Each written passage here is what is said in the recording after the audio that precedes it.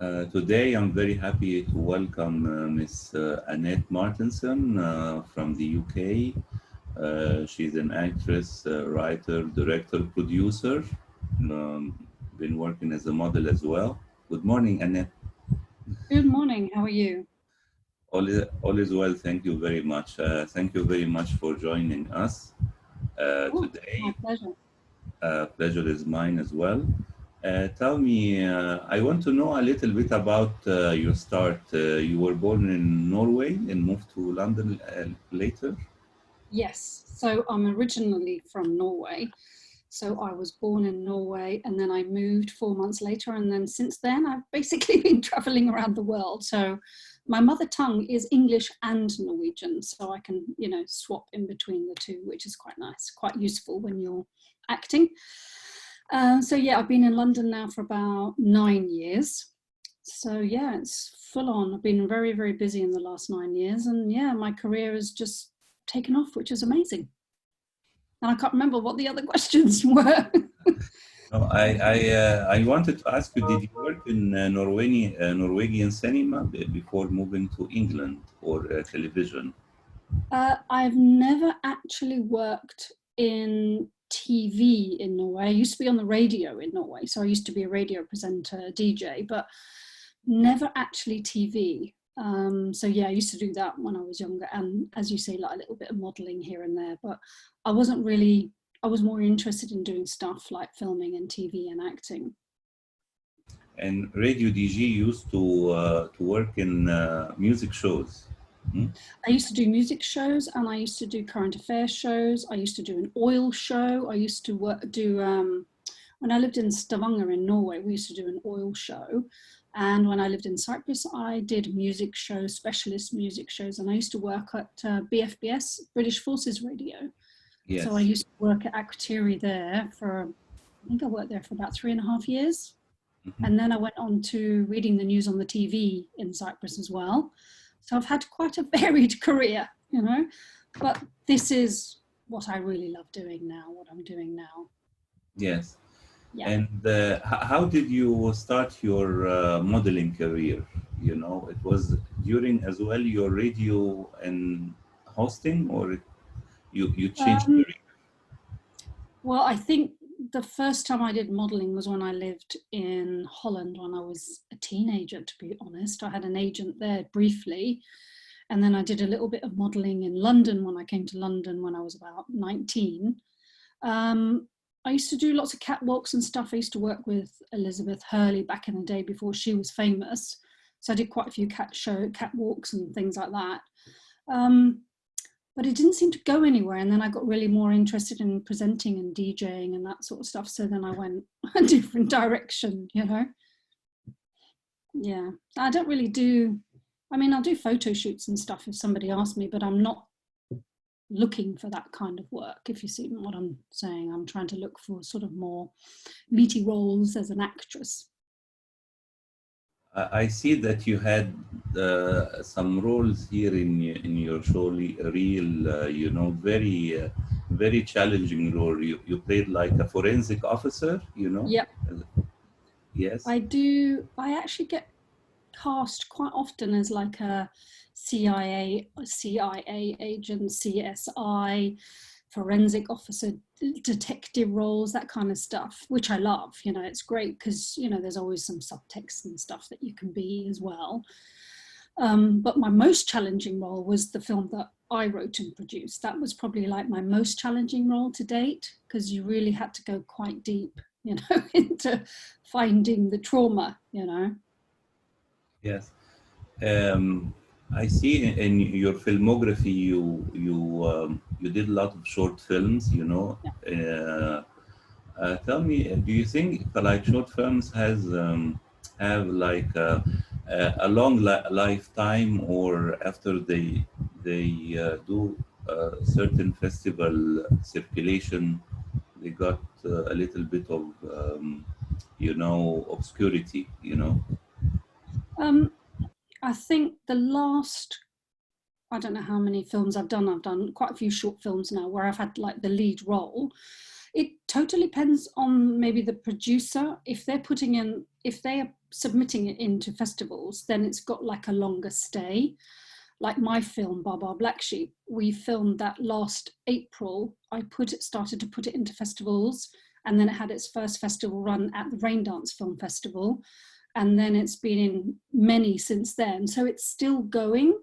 So even though I filmed it April last year, it's actually still going, and people are still watching it on Amazon Prime, asking me about my film and things like that. So I'm hoping it will last a lot longer than some of the other short films that I've done, because it all comes down to marketing and pushing it as well. You know, I'm always doing my social media, you know, talking about my films, talking about the reason why I made the film, that sort of thing. So I think it has a lot to do with PR as well, and social media. You know, if you want to keep it living, you've got to keep, Yeah, you know, pushing for survive. yeah, giving it some, you know, growth so it can keep growing, giving it some nourishment, you know, if Yeah. that makes sense. Yes. And tell me about Baba Black Sheep. What did inspire you to write this film and support it, you know, like a producer, etc.? The story, well, I heard the story, somebody told me the story, somebody I know, somebody very close to me. I kept it to myself for quite a long time because it was so emotional and so shocking. But when I was at film school, I went to Raindance Film School. And when I was there, one of the tutors said, right, today we're going to write a film script. And I was like, you know, like I've never written a film script before. So she said, right, I want you to come up with 3 film scripts and I want you to pitch them to me. So I pitched her 3 film scripts that I had in my head. And I told her this story about Baba Black Sheep. At the time, it didn't have a name. And she just went, oh, wow, that's the one that you need to write. That's the one. It's going to do so well in festivals. And I'm like, really? And I was like almost in tears. I was like, really? And it was such a shocking story that I thought it was too much, you know? And she said, no, do it. So I started to write the script. I did many drafts. I added characters, took away characters. And then finally I had the right draft. And it was like, right, okay. It wasn't part of the curriculum to actually film it. So I said, right, I like this so much. I'm going to produce it myself. I'm going to get the cast, I'm going to get the crew, and I'm going to film it. So I rented a cottage in the middle of Salisbury, in the middle of the New Forest, a very spooky place. And then I filmed some of it in Norway and some of it in England in this forest. And then I just put it all together, and it was an amazing experience. But it was one of those characters that you have to really dig deep, because it was quite, as you know, I'm not going to give away the story, but it was a really hard story to tell. So I had to, you know, find the trauma within me to, you know, relive it, so to speak.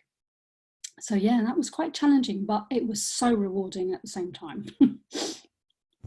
And tell me, right now, do you have any plans right now this year?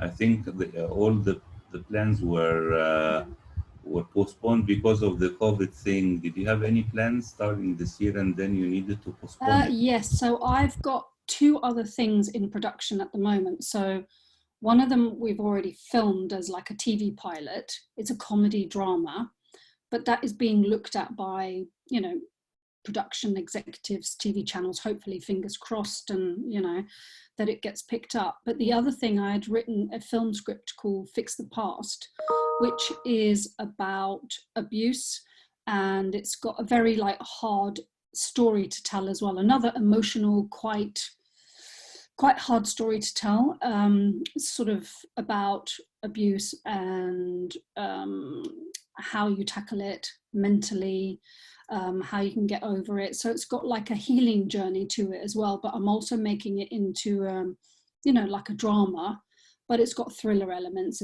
in it as well. And it's quite an exciting story, but I haven't quite finished it yet, but I've now got lots of time to do it, haven't I? You know, so like, I'm hoping to get it finished, let's say, I don't know, within the next month, and hopefully we can film next year. And that's going to be quite a challenging one because it's actually part based in Poland. So it's sort of, and it's based in 1945. So I need costumes, I need locations so that it looks authentic. But yeah, so that's my next one. I'm now, and then once I've written the script, I'll do like crowdfunding, try and get people interested to fund it, help me, you know. But and it's like Yes. Baba Black Sheep now. I look at that like that's my show reel, my calling card, if you want to call it something, so that they can see this is what I made and this has potential, which is another thing. I'm going to make that into a full feature as well once I've made my next film, because it's all Yes. about mental health. So that'll be the next one, because in the story she ends up in a mental institution, the Baba Black Sheep story, and I need to tell the next stage of that story. So I've got lots of things to work on. So I can't say I'm bored. You know, I've got lots of things to write, lots of things to work on. So hopefully when this virus sort of is a bit more contained, I can get back to filming, because it's been, what, has it been like 6 months or something now? Yes, yes, yes, and also last week in London, they were shooting the new Batman film, and they needed to stop production because the head of the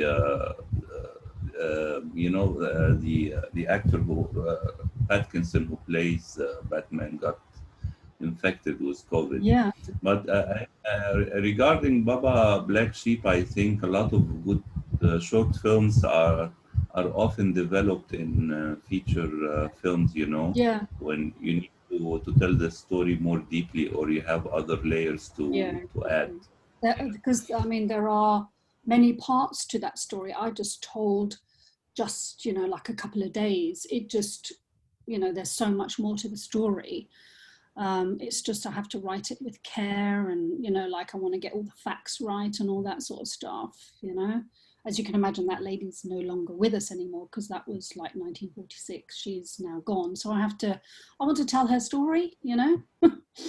So yeah, Mhm. it'll come later And when it's time. uh, here it says you directed a short called BTB San, correct? Beto Beto San. It's like a Yes. Japanese folklore tale, fairy tale, that sort of thing. I think that was my first film that I directed. So it was a very short film, but that Yes. was really good fun.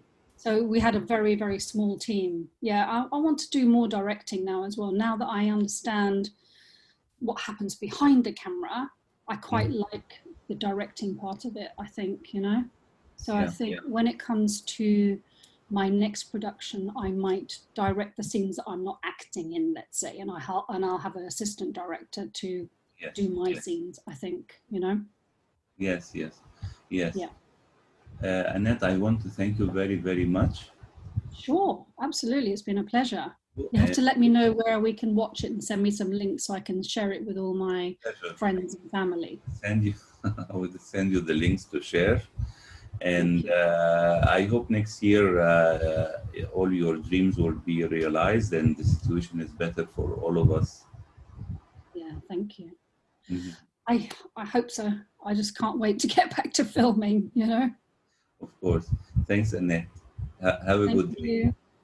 Thank you. Bye. Thank you so Bye. much. Bye-bye. Bye-bye. Bye. Bye.